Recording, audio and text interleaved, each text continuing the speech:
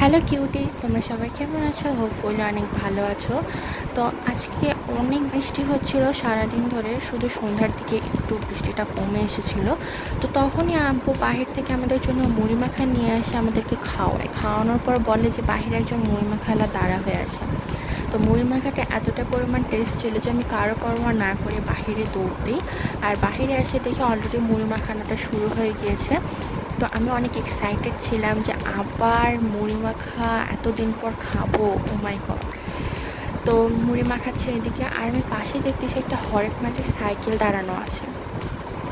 তো যেহেতু ওখানে কেউ ছিল না, তো আমি একটু কাছে যাই দেখতেছিলাম যে ওখানে আদৌ কি কোনো হেয়ার এক্সারসাইজ আছে। যদি থাকে তাহলে আমাকে অবশ্যই নিতে হবে, এটা তো হাতছাড়া করাই যাবে না।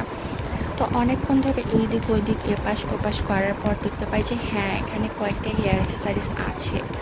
তো ওগুলোর ভিতর থেকে আবার আমি সিলেক্ট করলাম কী কী নিব, নিয়ে আব্বুকে আমি কানে কানে বলতেছিলাম। আর আব্বু আমার বলতেছে ওকে নিয়ে দিব। আর এদিকে যে ঘুটানাটা করতেছিল মুড়ি মাখাটা, এটা দেখে আমার আরও লোভ লাগতেছিল যে কখন শেষ হবে মুড়ি মাখা। তারপর দেখি যে হ্যাঁ, অলমোস্ট শেষ হয়ে গিয়েছে। আর এখন চামচ দিয়ে দিবে উপরে। আর চামচ দেওয়ার সময় আমরা হরেক মালের জিনিসগুলো কিনি। কেনা শেষ হলে বাসায় আসে আমরা জাস্ট কী বলবো, মারামারি করে খাওয়া শুরু করে দিই। তো মারামারি করে খাইতে খাইতে এটুকুই বাঁচা যায়, তো ভাবলাম এটাই ক্লিপ নিয়ে নিই।